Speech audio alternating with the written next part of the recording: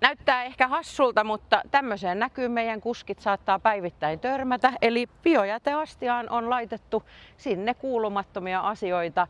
Tällä kertaa puutarhajätettä eli oksia ja kaikenlaista puutarhasta tulevaa silppua. Se ei tonne biojäteastiaan kuulu. Biojäte, joka meille tulee, niin sehän menee tonne Gasumin kaasulaitokseen ja ne on nimenomaan tehty biojätettä eli keittiöstä syntyvää jätettä varten. Eli se biojäte siellä prosessissa mädättyy ja siitä saadaan se biokaasu otettua talteen, mutta tällaiset kovemmat materiaalit, niin ne saattaa haitata sitä prosessia itsessään ja jopa tukkia sitä laitosta, eli saattavat ehkä jopa pysäyttää sen laitoksen kokonaan.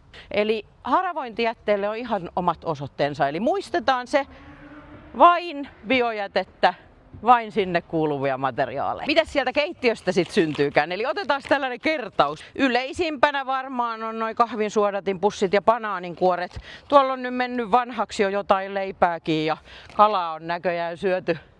Niin kuin kesällä useasti syödään paljon.